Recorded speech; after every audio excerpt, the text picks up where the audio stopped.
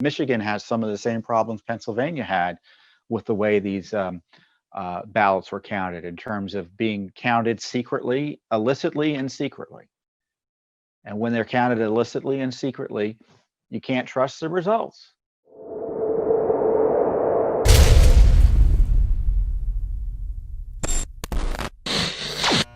In Michigan, you had the outrageous threats and pressure on the canvassers who dared question whether or not they could credibly certify election results in Wayne County, which is the big county associated with Detroit. Now, my understanding of Michigan law is that they're not supposed to certify the results when essentially they can't reconcile the polling, the written records with the ballot numbers. So they got essentially a polling book, and they got to reconcile the two. And there were several precincts where they were unable to reconcile it. And so rather than saying no to certification as they initially did, they ultimately voted to certify the results despite the requirements of state law that they not be certified. Now, since then, they've tried to pull back their vote. There's a big argument whether that's legally possible or not. But in the end, it raises questions about whether the Michigan state legislature and officials there at the state level will certify these results generally, because Michigan has some of the same problems Pennsylvania had with the way these ballots were counted in terms of being counted secretly, illicitly, and secretly. And when they're counted illicitly and secretly, you can't trust the results. And in my view, a state legislature should be very hesitant to certify such results. Of course, we all knew this was going to happen. In my view, this was planned chaos. They mailed out ballots. They came back. They had no good way in many of these states of certifying or assuring anyone that the ballots were from where they were supposed to be coming from, and they were all ballots from eligible voters. And rather than deal with that forthrightly, these states, especially in Pennsylvania, decided to count the ballots secretly. Now, they say technically they weren't counting it secretly. Practically, they were. And I find those allegations quite credible and backed up by a common sense analysis of what the law requires and what actually happened. So this is far from over. And I know the president's getting a lot of pressure from the usual suspects, both Republican, Democrat, and establishment deep swamp, to concede the election and begin transition of to President Biden. And I don't think he should do that.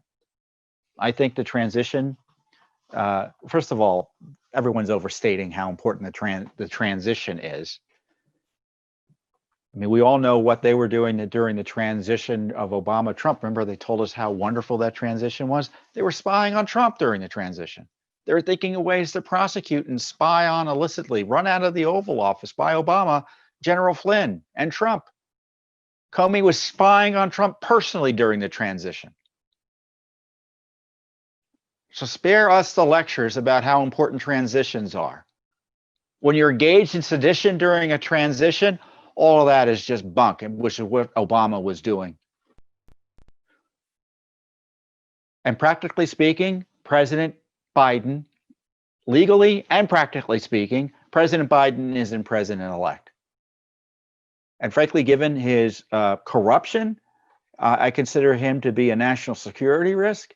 It's one thing if eventually he's put in as president because the votes are certified, Congress blesses it, and there are no other legal options. Then he gets a classified security briefings. I wouldn't give him any briefings till then, until the law absolutely requires it. In terms of transitions, I wouldn't do anything until the law absolutely requires it if I were the president.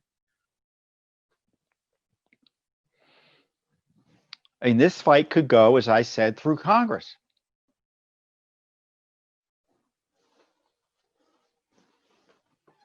So in the meantime, Judicial Watch is doing its own investigation. We have our own litigation. We are fighting in Pennsylvania to clean up the election rolls. I mean, we've told you 800 extra thousand names on the rolls in Pennsylvania.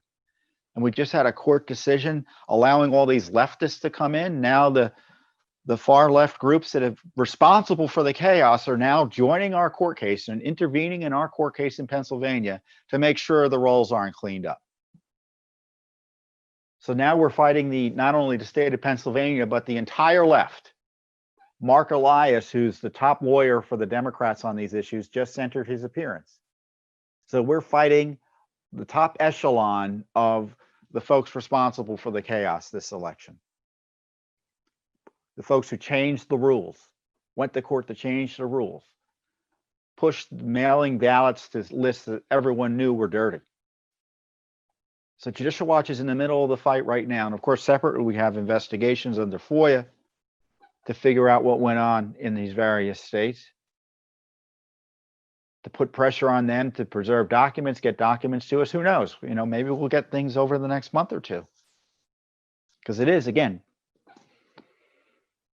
a little under 2 months before the fat lady sings, practically speaking. So if you want to find out what happened during the election and want a group that's well positioned to do that, then you've got Judicial Watch here. We're here. We're already doing the heavy lifting, and I encourage you to support and continue to support our work. Thanks for tuning in. Be sure to subscribe to our YouTube channel to catch all the latest news from Judicial Watch.